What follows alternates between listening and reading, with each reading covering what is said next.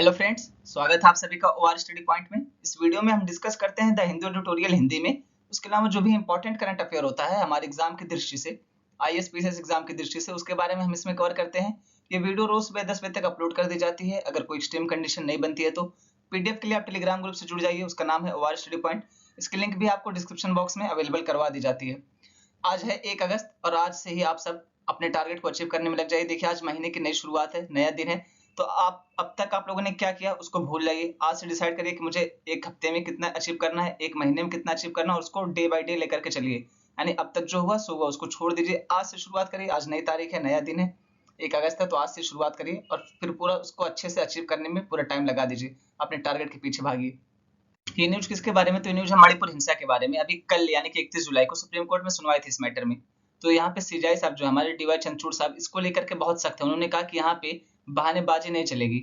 आप ये बताइए कि जो 6000 एफआईआर दायर की गई है मणिपुर हिंसा के मामले में, उसमें से कितने एफआईआर किस कैटेगरी में, कितनी एफआईआर ऐसी है जो रेप की कैटेगरी में रखी गई है, कितनी एफआईआर ऐसी है जो मर्डर के लिए दायर की गई है, कितनी एफआईआर ऐसी जो घर जलाने के लिए की गई है, और अन्य कैटेगरी में कितनी एफआईआर। ये सारी चीजें आप हमें बताइए डिटेल में, ताकि हम उसके ऊपर अच्छे से कार्रवाई कर सकें और इसको हल्के में नहीं ले सकते हैं। ये बहुत ही खतरनाक स्थिति है। इस तरीके की स्थिति इसके पहले नहीं देखी गई है। तो यहाँ पे कहा है सुप्रीम कोर्ट के सीजेआई साहब ने। कौन है सीजेआई साहब? तो वो है डीवाई चंद्रचूड़ साहब। इन्होंने ये सारी बातें कही। और अब देखिए, जब यहाँ पे डिसीजन आ जाएगा कोई, तब इसके बारे में हम लोग एक बार फिर से डिस्कस कर लेंगे। उसके अलावा यहाँ पे जो मणिपुर हिंसा का मामला है, उसकी वीडियो मैंने पहले से डाल रखी है, तो उसका लिंक मैं आपको डिस्क्रिप्शन बॉक्स में अवेलेबल करवा दूंगा। अगर कोई देखना चाहता है कि मणिपुर हिंसा का मामला क्या है, तो वहां से देख सकता है। यहाँ पे एक न्यूज निकल के आ रही है महाराष्ट्र के पालगढ़ रेलवे स्टेशन के करीब से। वहाँ पे क्या हुआ, तो यहाँ पे चेतन सिंह नाम के 31 वर्षीय आरपीएफ के कांस्टेबल थे। इन्होंने क्या किया, 4 लोगों की जान ले ली, जिसमें से एक इनके सीनियर भी थे। इनको गोली मार दी चारों लोगों को चलती ट्रेन में। इसमें से 3 लोग मुस्लिम थे। तो बहुत सारे लोग क्या कर रहे हैं, इसको हिंदू मुस्लिम का मुद्दा बनाने की कोशिश कर रहे हैं, राजनीतिक मुद्दा बनाने की कोशिश कर रहे हैं। हालांकि ये सारी चीजें हमारे इंपॉर्टेंट नहीं। इंपॉर्टेंट क्या है कि सारी चीजें हुई क्यों, ऐसा आखिर क्या हो गया था कि इन्होंने 4 लोगों की जान ली, जिसमें से एक इनके सीनियर भी थे। देखिए, कई बार ऐसी रिपोर्ट निकल करके आती है, जो आरपीएफ हो गए, जो हमारे आर्मी के लोग हैं, ये लोग क्या होते हैं, तो ये लोग बहुत डिसिप्लिन में रहते हैं। इस वजह से कई बार इनको इरिटेशन हो जाती है, फ्रस्ट्रेशन हो जाती है। हालांकि क्या मुद्दा था, अभी पूरी जानकारी नहीं हो पाई है। तो जैसे अगर इसके बारे में कोई और आर्टिकल आता है, कोई और जानकारी, तो हम इसको डिस्कस कर लेंगे। वैसे ये न्यूज थी तो आपको जानकारी के लिए बता दी गई है। आज हिंदू में 2 एडिटोरियल पब्लिश हुआ था, जिसमें से एक ये था कि 370 के ऊपर हियरिंग होने वाली है, सुनवाई होने वाली सुप्रीम कोर्ट में। कब? तो 2 अगस्त 2023 को। अब देखिए, होने वाली 2 अगस्त को है और आज डेट का 1 अगस्त। तो आज आया न्यूज में, कल सुनवाई होगी तो कल फिर से आएगा न्यूज में। इस तरीके से जब जब सुनवाई होगी तब तब ये न्यूज में आएगा। तो हम रोज रोज इसी को डिस्कस तो कर नहीं सकते हैं। इस वजह से हम इसको वेट करेंगे। जब इसके बारे में कोई डिसीजन दे देगा सुप्रीम कोर्ट, यहाँ से कोई फैसला निकल करके आ जाए, तब हम पूरी डिटेल्स में इसको कवर कर लेंगे। तो आप लोग ये परेशान नहीं होंगे कि 370 के ऊपर जो आर्टिकल आया था वो कवर नहीं किया गया। इसको अच्छे से पूरे एक बार कवर किया जाएगा, क्योंकि अगर रोज रोज हम यही कवर करेंगे तो बाकी सारी चीजें कब पढ़ेंगे? फिर हमारे पढ़ने का मतलब ही क्या है? सोचिए, एक ही चीज बार बार पढ़े जा रहे हैं तो उसका कोई कॉस्ट बेनिफिट नहीं निकलेगा ना। तो जब ये आर्टिकल आ जाएगा, पूरा कोई डिसीजन आ जाएगा इसके बारे में, फिर अच्छे से पूरा आर्टिकल आएगा, तो उसको हम लोग पूरा अच्छे से कवर कर लेंगे डिटेल में, सारी चीजें शुरू से लेकर के आखिर तक। इस आर्टिकल में हम बात करेंगे क्रिटिकल इंफॉर्मेशन इंफ्रास्ट्रक्चर, जिसको हिंदी में कहते हैं महत्वपूर्ण सूचना और संरचना। ये क्या है, इसके बाद प्रावधान क्या है, इसकी सुरक्षा कौन करता है, ये सारी चीजें हम इसमें डिस्कस करेंगे। तो पहले हम देखते हैं कि न्यूज में क्यों। अब ये न्यूज में इसी वजह से, क्योंकि जो हमारे केंद्रीय इलेक्ट्रॉनिक्स और सूचना प्रौद्योगिकी मंत्रालय है, उसने क्या किया है, अभी आईसीआईसीआई बैंक हो गया, उसके अलावा एचडीएफसी बैंक हो गया, उसके अलावा भारतीय राष्ट्रीय भुगतान निगम हो गया, इनके जो सूचना प्रौद्योगिकी से जुड़े संसाधन है उनको सीआईआई घोषित कर दिया, यानी क्रिटिकल इंफॉर्मेशन इंफ्रास्ट्रक्चर या महत्वपूर्ण सूचना और संरचना घोषित कर दिया है। तो इसी वजह से न्यूज में आ गया है। अब हम देखते हैं कि जो महत्वपूर्ण सूचना और संरचना है, इसको कहाँ पे बताया गया कि ये क्या चीज है, ये कौन बता रहा है? तो ये बता रहा है सूचना प्रौद्योगिकी अधिनियम 2000। ये क्या कहता है कि ये एक प्रकार का कंप्यूटर से जुड़ा संसाधन है। अगर इसको कोई प्रॉब्लम होती है, अगर ये काम करने में अक्षम होता है, तो क्या होगा, तो यहाँ पे हमारे राष्ट्रीय सुरक्षा, अर्थव्यवस्था, सार्वजनिक स्वास्थ्य या सुरक्षा पर नकारात्मक प्रभाव पड़ेगा। अब यहाँ पे क्या बताया रहा है नेक्स्ट पॉइंट में, सरकार 2000 के आईटी अधिनियम के तहत उस डिजिटल संपत्ति की सुरक्षा के लिए किसी भी डेटा को, डेटाबेस को, आईटी नेटवर्क को या संचार बुनियादी ढांचे को सीआईआई घोषित करने की शक्ति रखती है। यानी इसको कौन घोषित कर सकता है? तो हमारी सरकार जो है ये घोषित करेगी कि सीआईआई के तहत किसको रखा जाए। जैसे अभी किस किस को किया गया, तो आईसीआईसीआई बैंक हो गया, एचडीएफसी बैंक हो गया और भारतीय राष्ट्रीय भुगतान निगम हो गया। इन तीनों को घोषित किया गया है। तो इसका अधिकार किसको है? इसका अधिकार सरकार को। उसके अलावा अगर कोई इन नियमों का उल्लंघन करता हुआ पाया तो उसको 10 साल तक की कैद की सजा दी जा सकती है। ये कौन कह रहा है? तो ये सूचना प्रौद्योगिकी अधिनियम 2000 बता रहा है, उसके तहत ये सारी बातें की जा रही है। यहाँ पे उन क्षेत्रों की बात की जा रही है जिनको सीआईआई की कैटेगरी में, सीआईआई की श्रेणी में रखा जा सकता है। इसमें कौन कौन से क्षेत्र आते हैं? तो स्वास्थ्य का क्षेत्र हो गया, बैंकिंग का क्षेत्र हो गया, उसके अलावा आईटी यानी कि इंफॉर्मेशन एंड टेलीकम्युनिकेशन का क्षेत्र हो गया, उसके अलावा परिवहन का क्षेत्र हो गया, ऊर्जा का क्षेत्र हो गया, उसके अलावा सेना का क्षेत्र हो गया, और यहाँ पे ई गवर्नमेंट ये सारे ऐसे क्षेत्र हैं जिनको CII के तहत रखा जा सकता है। तो यहाँ पे बात की जा रही है कि जो CII है या महत्वपूर्ण सूचना और संरचना, इसको संरक्षण की आवश्यकता क्यों, मतलब इसको क्यों सुरक्षित किया जाना चाहिए, सरकार ऐसा क्यों करती है कि ये CII की कैटेगरी में आ गया। ये इसलिए करती है सरकार ताकि इसके ऊपर और अधिक निगरानी रखी जा सके, इसको और अच्छे से लेकर के चला जा सके, ताकि इसके ऊपर और भी ज्यादा ध्यान रखा जा सके, कोई इसको हैक ना कर सके। और ऐसा क्यों करती है आप खुद सोच के देखिए। मान लीजिए बिजली का सिस्टम है जहाँ से बिजली आती जाती है, कंट्रोल होता है, अब इसको किसी ने हैक कर लिया, अब क्या होगा आप सोच के देखिए। आपके यहाँ 1 घंटा लाइट ना आए तो आप कितना परेशान होते हैं, और यहाँ पे सिस्टम हैक कर लिया गया 24 घंटा लाइट ही ना दे, तो यहाँ पे एक तो आप परेशान होंगे, वो अलग मैटर है। आप ये सोच करके देखिए कि बैंकिंग सिस्टम जो है वो क्रैश कर जाएगा, स्टॉक मार्केट क्रैश कर जाएगी। उसके अलावा आप देखेंगे जो स्वास्थ्य का क्षेत्र है वो गया। उसके अलावा आप देखेंगे जैसे मुंबई जैसे शहरों में या जहाँ भी ट्रेनें जो हैं पूरी तरीके से विद्युत से चलती हैं, उनका सोचिए ट्रेन रुक जाएगी, यानी एक तरीके से आप कह सकते हैं आदमी यहाँ से वहां जा नहीं पाएगा, पूरी तरीके से वक्त रुकने जैसा फील होने लगेगा। तो इस वजह से इसको जो है संरक्षण की आवश्यकता है। आप देखेंगे कि अगर ये क्षेत्र जो है हमारा डिजिटल क्षेत्र जो है, अगर इसको कोई हैक कर लेता है, हमारे सिस्टम को कोई हैक कर लेता है, तो फिर एक तरीके से हमारे देश को बर्बाद करने के लिए और उसको कुछ करने की जरूरत नहीं है। जैसे आज के समय में आप देखेंगे जो बड़े बड़े डैम हैं उनको भी डिजिटली कंट्रोल किया जाता है, यानी उनका जो दरवाजा खोला बंद किया जाता है वो किस तरीके से, तो वो कंप्यूटर सिस्टम के थ्रू ही किया जाता है। अब अगर किसी ने इस सिस्टम को हैक कर लिया, क्या किया कि बिना किसी को खबर हुए दरवाजा खोल दिया पानी का, आप सोच के देखिए कि पानी कहाँ कहाँ तक बह के जाएगा, किन किन क्षेत्रों में बाढ़ आ जाएगी, क्या क्या कंडीशन बनेगी, आप खुद सोच के देखिए। और हम तैयार भी नहीं रहेंगे उसके लिए, कितनी सारी दिक्कतें हो सकती है। इसी तरीके से आप स्वास्थ्य में, शिक्षा में, ये सारी चीजें आप सोच करके देखिए कि कितना खतरनाक स्थिति बनेगी।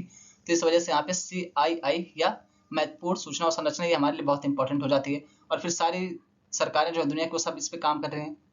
उसके अलावा अगर IT क्षेत्र अपंगु,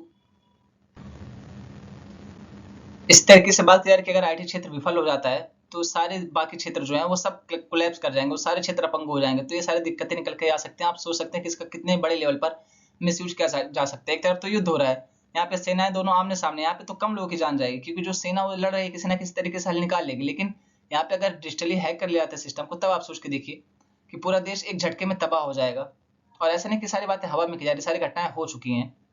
आप यहाँ पे कुछ उदाहरण दे सकते हैं, जैसे कि रूस ने क्या किया था, तो इसने ये किया था एस्टोनियाई जो बैंक है, उसके अलावा सरकारी निकाय जो है, मंत्रालय है, संसद है, मीडिया, इन सबको हैक कर लिया था, इन सबको प्रभावित किया था। हालांकि एक चीज यहाँ पे इंपॉर्टेंट है कि कथित तौर पर लिखा गया है। ऐसा इसलिए किया जाता है क्योंकि हमारे पास कोई पुख्ता सबूत नहीं होता है कि किसने किया था, बस ये दिखाया जाता है कि हाँ यहाँ का IP एड्रेस था। तो वहाँ पे बाद में रूस चल करके ये कह देता कि हमने नहीं किया था, किसी प्राइवेट प्लेयर ने किया था, तो वहाँ पे रूस की जिम्मेदारी नहीं होती है। रूस क्या करता है, बस उसको पकड़ता, सजा देता है। इस वजह से यहाँ पे कहा जाता है कथित तौर पर। और आपको लग रहा होगा कि रूस ने ऐसा किया था, आप वो छोड़िए, यहाँ पे हमारे साथ भी ये घटना हो चुकी है।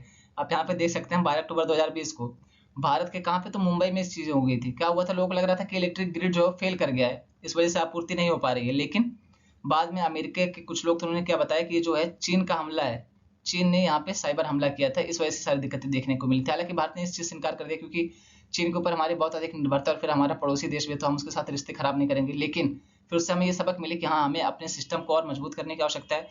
जो CII है उसको नेक्स्ट लेवल पर लेकर के चलने की जरूरत है। तो ये सारी चीजें यहाँ पे हमें सीखने को मिली। यहाँ पे आप उदाहरण देख सकते हैं, दोनों उदाहरण आपको दिए गए हैं। यहाँ पे एक टर्म है डिनाइल ऑफ सर्विस, इसको समझिए। देखिए मान लीजिए A और B नाम के दो पर्सन है, दो व्यक्ति हैं। इसमें क्या होता है, A के पास मान लीजिए कंप्यूटर सिस्टम है, यहाँ पे B क्या करेगा, इनके कंप्यूटर सिस्टम को हैक कर लेगा। उसके बाद जब A आएगा अपने कंप्यूटर सिस्टम को ओपन करेगा, ये यहाँ से जानकारी लेना चाहेगा, कोई इन्फॉर्मेशन इकट्ठा करना चाहेगा, अपना यूज करना चाहेगा सिस्टम, तो ये यूज नहीं कर पाएगा।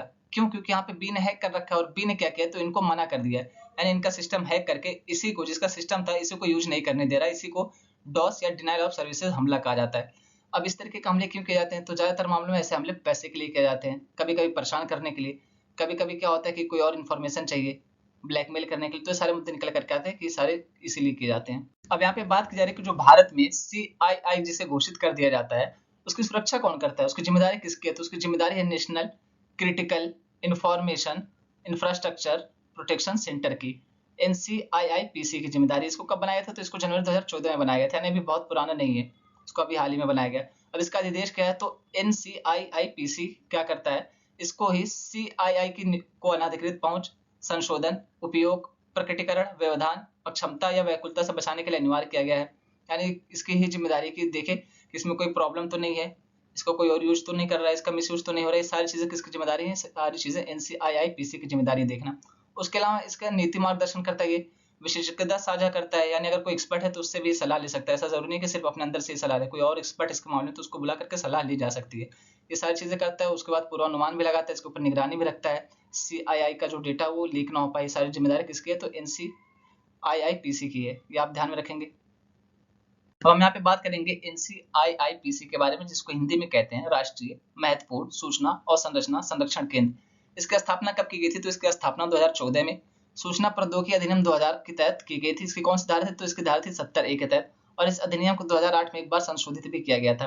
और यही राष्ट्रीय नोडल एजेंसी जो ये सारे मुद्दे देखती है, और इसको प्रधानमंत्री कार्यालय के अंतर्गत रखा गया, यानी सीधे किसको रिपोर्ट करेगी? PMO को रिपोर्ट करेगी, सीधे प्राइम मिनिस्टर ऑफिस में रिपोर्ट करेगी और किसी को नहीं।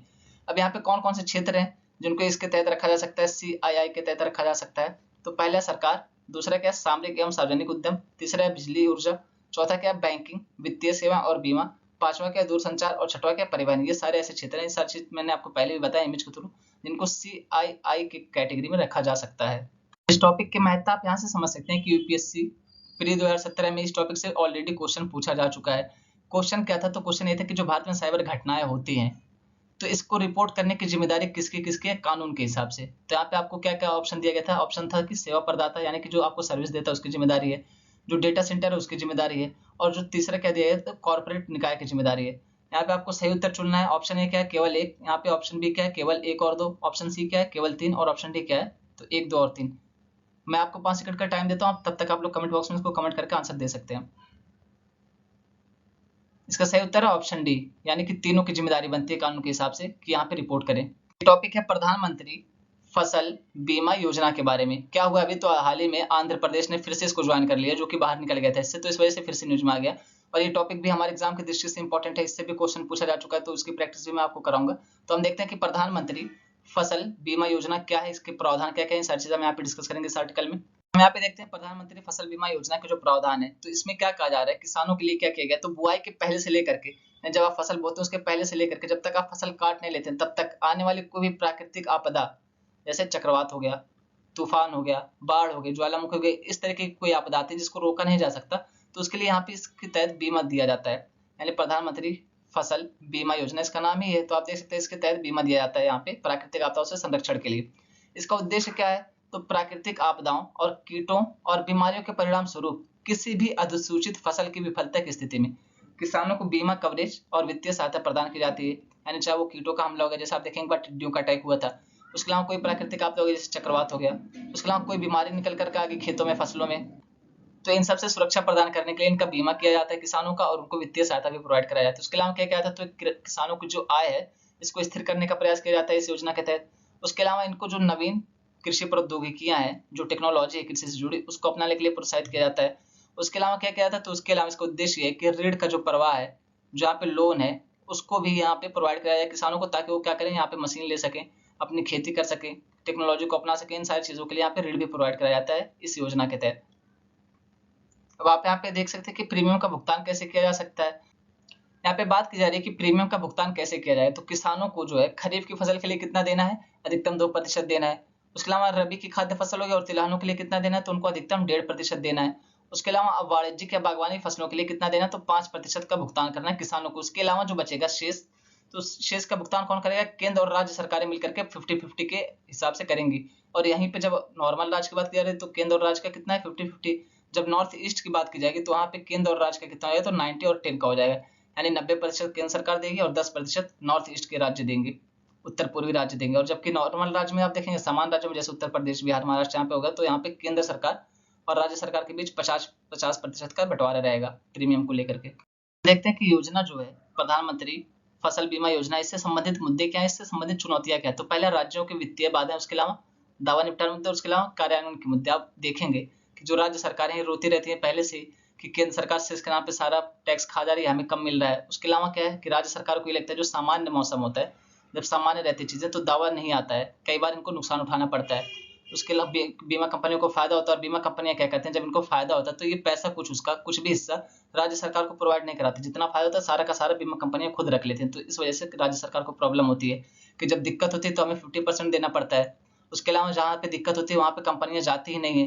कार्यान्वयन के मुद्दे यही निकल करके आ रहे हैं कि जहाँ पे नुकसान होने की संभावना ज्यादा होती है तो वहाँ पे कंपनियां जाती ही नहीं। बीमा कंपनियां वो क्या करती हैं, अपना प्रॉफिट खोजती हैं। आप देखेंगे कि जो भी प्राइवेट कंपनी होती है वो किस बेस पे काम करती है कि जहाँ पे उनका प्रॉफिट होगा वहीं पे हो जाएगी। तो इसी तरीके के मुद्दे यहाँ पे निकल के आ रहे हैं। उसके अलावा दावा निपटान का मुद्दा आप देखेंगे उसमें क्या है, जैसे कई बार आप देखेंगे स्वास्थ्य बीमा हम लोग कराते हैं, तो जब हमारी तबीयत खराब होती है, किसी की तबीयत खराब होती है, वो हॉस्पिटल में पड़ा रहता है, भगवान ना करे किसी के साथ ऐसी कंडीशन बने, लेकिन फिर भी होती तो है ही समाज में।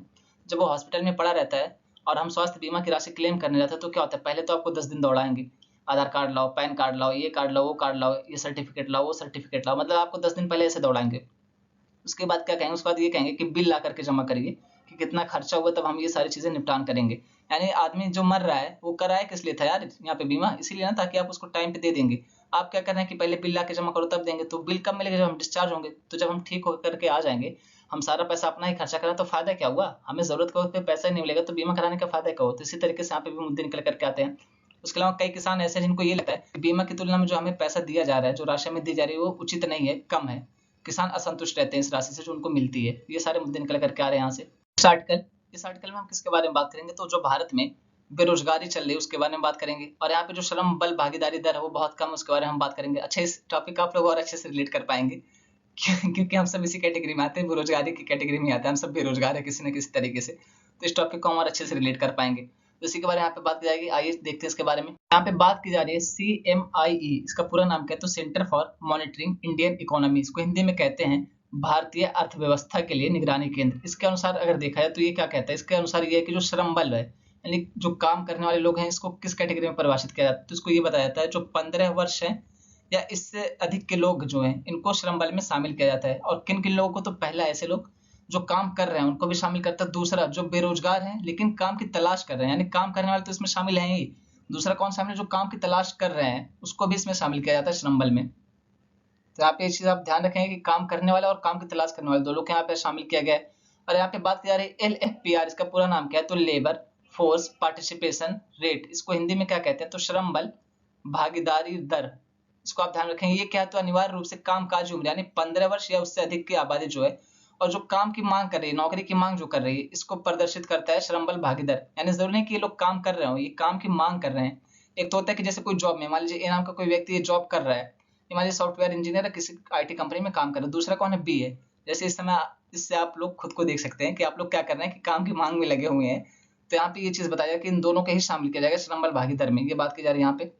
इस चार्ट के माध्यम से ये दिखाया जा रहा है कि कितने लोग ऐसे हैं जो मांग कर रहे हैं। उसको कौन सा चार्ट दिखाया रहा है, तो LFPR वाला, यानी जो गाढ़ा है। और यहाँ पे जो ER है, ये क्या है, तो ये लोग ऐसे हैं जो काम कर रहे हैं, ये हल्का ब्लू चार्ट है, तो इसको आप देख सकते हैं।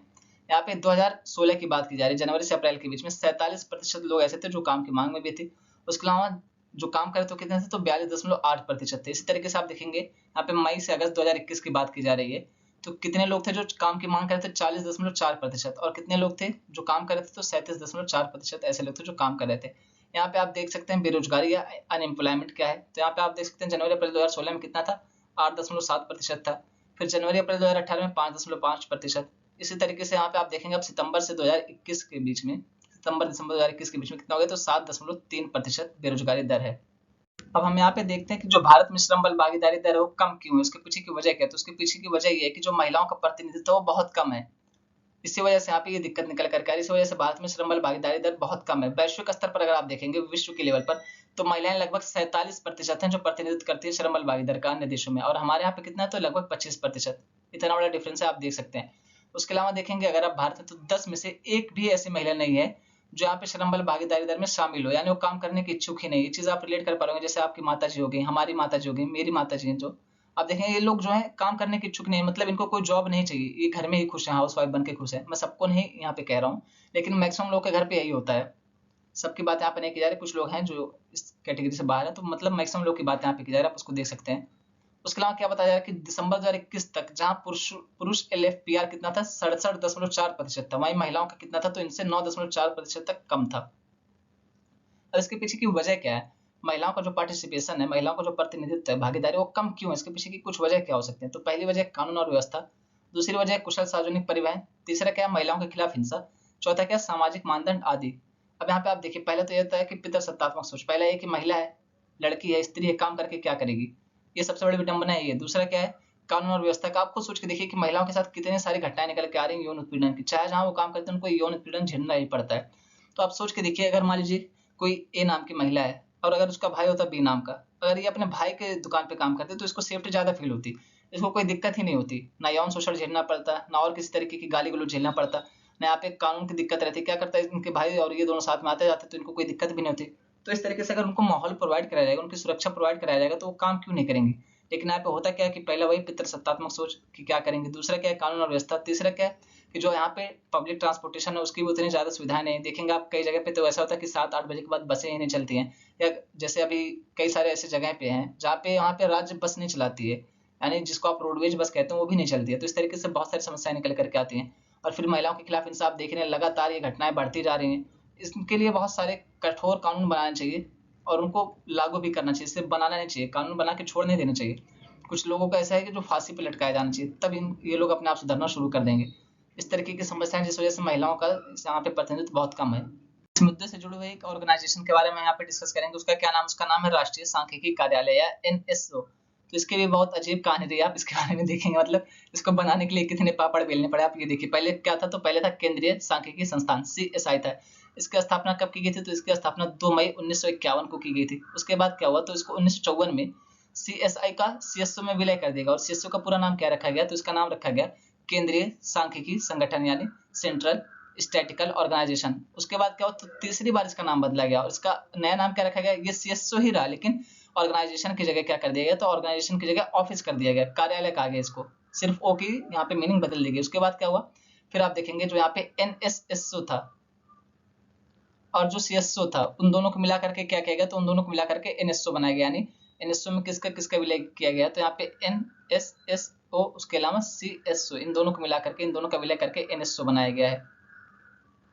ये किस मंत्रालय के अंतर्गत आता है, तो ये सांख्यिकी और कार्यक्रम कार्यान्वयन मंत्रालय के अंतर्गत आता है। इसकी स्थापना कब की गई थी, इस मंत्रालय को कब बनाया गया, तो इस मंत्रालय को 1999 में बनाया गया था। अब इस मंत्रालय को बनाने के लिए भी 2 विभागों को आपस में मिलाया गया था, मर्ज किया गया था, विलय किया गया था। उसके बाद ये मंत्रालय अस्तित्व में आया था। तो वो कौन कौन से 2 विभाग थे, तो पहला था सांख्यिकी विभाग और दूसरा था कार्यक्रम कार्यान्वयन विभाग। इन दोनों को मिला करके सांख्यिकी और कार्यक्रम कार्यान्वयन मंत्रालय बनाया गया था 1999 में। तो इसको आप ध्यान में रखेंगे।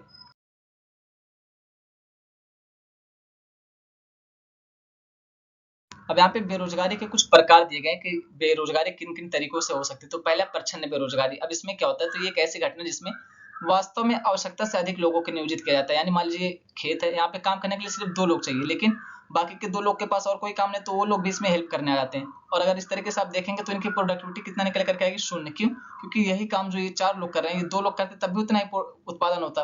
यहाँ पे 4 लोग कर रहे हैं तब भी उतना उत्पादन हो रहा है, उस पर कोई फर्क पड़ नहीं रहा। तो यहाँ पे 2 लोग की प्रोडक्टिविटी 0 हो जा रही है। तो वही बात यहाँ पे की जा रही है कि जितना आवश्यकता उससे ज्यादा लोगों का काम करना प्रच्छन्न बेरोजगारी कहलाता है, यानी कि छुपा हुआ जो दिखता नहीं है। दूसरा क्या है, मौसमी बेरोजगारी। अब मौसमी बेरोजगारी क्या है, जैसे मान लीजिए कि एक टाइम आता है बर्फ बेचने का, गर्मी में लोग बर्फ बेचते हैं या ठंडी में मूंगफली वगैरह बेचते हैं। तो इस तरीके की बात की जा रही है। अब मान लीजिए गर्मी में जो बर्फ बेच रहा है, बरसात के टाइम पे उसको कुछ और बेचना पड़ेगा। अगर वो कुछ और नहीं काम कर रहा है तो क्या होगा, बेरोजगार घूमेगा। इस तरीके से बात की जा रही है। आप इसको कृषि से जोड़ करके देख सकते हैं। जैसे कृषि में टाइम आता है कि काटने का समय होता है, तब मजदूर खोजने पड़ते हैं। बुआई का समय होता है, तब मजदूर खोजने पड़ते हैं। लेकिन बाकी के समय ये लोग क्या करते हैं, बाकी के समय लोग दूसरा काम करते हैं, और अगर दूसरा काम नहीं करेंगे तो बेरोजगार घूमेंगे। तो इसको मौसमी बेरोजगारी कहा जाता है। तीसरा क्या है, संरचनात्मक बेरोजगारी। इसमें क्या होता है, तो बेरोजगारी की एक श्रेणी जो बाजार में उपलब्ध नौकरियों और बाजार में उपलब्ध श्रमिकों के कौशल के बीच बेमेल से उत्पन्न होती है। यानी यहाँ पे जो आपके पास कौशल है, जो आपके पास डिग्री है, जो आपके पास स्किल है, उसके हिसाब से आपको जॉब ना मिल करके उससे कम लेवल की जॉब मिलना, इसको कहा जाता है संरचनात्मक बेरोजगारी। जैसे मान लीजिए आप PhD होल्डर है और आपको जॉब क्या मिले, पियून की। हालांकि इसको अन्यथा मत लीजिए, सिर्फ समझाने के लिए कहा गया है। तो यहाँ पे क्या होगा, इस तरीके की बेरोजगारी को संरचनात्मक बेरोजगारी कहेंगे। उसके अलावा एक बेरोजगारी कौन सा, तो चक्रीय बेरोजगारी। इसमें क्या होता है कि जैसे कोई व्यापारी है, वो व्यापार कर रहा है, अब क्या होता है मंदी आ गई, तो क्या होगा, एक तरीके से इसको खाने के लाले पड़ जाएंगे। तो यहाँ पे ये बेरोजगार हो गया। फिर लेकिन जब वहां पे अर्थव्यवस्था में तेजी आएगी तो फिर से इसके बल्ले बल्ले हो जाएंगे। तो वही बात यहाँ पे की जा रही है कि किस पे डिपेंड करता है, मंदी और अर्थव्यवस्था में तेजी के ऊपर डिपेंड करता है। इसको कहा जाता है चक्रीय बेरोजगारी, जो यहाँ पे चक्रीय रूप में चलता है। जब अर्थव्यवस्था में तेजी आएगी तो इसके बल्ले बल्ले, जब यहाँ पे मंदी आएगी तो क्या हो जाएगा, फिर से गरीब हो जाएगा, फिर से तेजी आएगी तो फिर से यहाँ पे बल्ले बल्ले, वही चीज यहाँ पे चक्र क्रम में चलती है, इसलिए इसको चक्रीय बेरोजगारी कहा जाता है। तकनीकी बेरोजगारी क्या है, इसको भी आप रिलेट कर पा रहे होंगे। ये प्रौद्योगिकी में बदलाव के कारण नौकरियों का नुकसान है। जैसे जब यहाँ पे राजीव गांधी जी द्वारा कहा गया कि भारत में कंप्यूटर लाया जाएगा, तब बहुत सारे लोगों को लगा कि यार बहुत सारे जॉब खा जाएगा, ये होगा वो होगा। लेकिन क्या हुआ, कुछ लोग की जॉब तो खाए, इस बात से इनकार नहीं किया जा सकता, कुछ लोग की जॉब तो गई, लेकिन जो स्किल लोग थे उनके लिए एक बहुत ही बेहतरीन साधन सिद्ध हुआ। और आज ये दुनिया बदलने जा रहा है।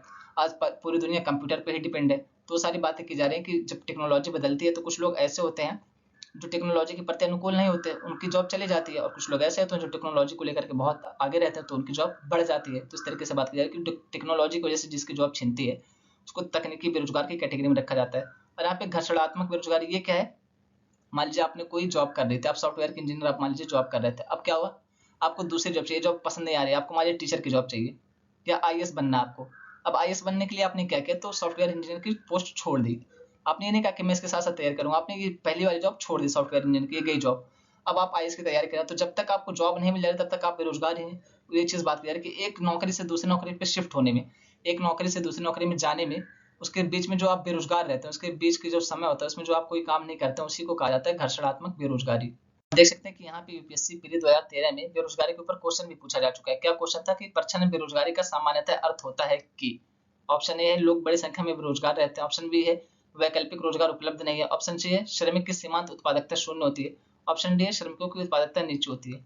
तो इसका सही उत्तर रहेगा ऑप्शन सी, श्रमिकों की सीमांत उत्पादकता शून्य होती है। चीज मैंने आपको अच्छे से समझाई भी है, बताई भी है। ये कुछ फैक्चुअल या वन लाइनर टाइप के करंट अफेयर्स जो आपसे डायरेक्टली वनडे एग्जाम में या स्टेट पीएससी में या प्री में पूछे जा सकते हैं, तो आप यहाँ पे इसको ध्यान रखेंगे। पहला क्या है, तो लोकसभा ने 2 विधेयक पारित किया, कौन कौन सा, राष्ट्रीय नर्सिंग आयोग विधेयक और दूसरा क्या, राष्ट्रीय दंत चिकित्सा आयोग विधेयक। अब यहाँ पे राष्ट्रीय नर्सिंग आयोग विधेयक जो, इसके तहत क्या किया जाएगा, तो इसके तहत राष्ट्रीय नर्सिंग और मिडवाइफरी आयोग की स्थापना की जाएगी। और ये क्या करेगा, ये विधेयक तो 1947 के भारतीय नर्सिंग परिषद अधिनियम को निरस्त कर देगा ये विधेयक। इसका उद्देश्य क्या है, तो यहाँ पे भारत में नर्सिंग शिक्षा को बढ़ावा देना इस विधेयक का उद्देश्य है। सेबी ने भी क्या किया, तो कारपोरेट ऋण बाजार को विकसित करने के लिए कारपोरेट ऋण बाजार विकास कोष के लिए एक रूपरेखा तैयार की, यानी क्या करेगा, तो एक प्रकार का कोष तैयार करेगा जिससे क्या होगा, तो कारपोरेट को जो ऋण दिया जाता है, लोन दिया जाता है, उसको और अच्छे लेवल पर दिया जाए और उसको विकसित किया जाए ताकि हमारी अर्थव्यवस्था विकसित हो। अब यहाँ पे बात की जा रही है नासा के बारे में, इसने क्या किया, तो परमाणु रॉकेट इंजन विकसित करने के लिए लॉकहीड मार्टिन का चयन किया है। और यहाँ पे नेक्स्ट इंपॉर्टेंट पॉइंट है, गोवा शिपयार्ड और बिट्स ने जहाज निर्माण में एआई के उपयोग करने के लिए समझौता किया। उसके अलावा Wadia institute of Himalayan geology के वैज्ञानिकों का कहना है कि तेजी से बर्फ पिघलने के कारण, कहाँ पे, तो लद्दाख में पारकचिक ग्लेशियर, इसके आसपास 3 नए हिमनद बनने की संभावना है। यहीं तक रखते हैं आज का लेक्चर। बोलने में जो भी गलती हुई उसके लिए सॉरी। आप सबके सपोर्ट के लिए बहुत बहुत थैंक यू।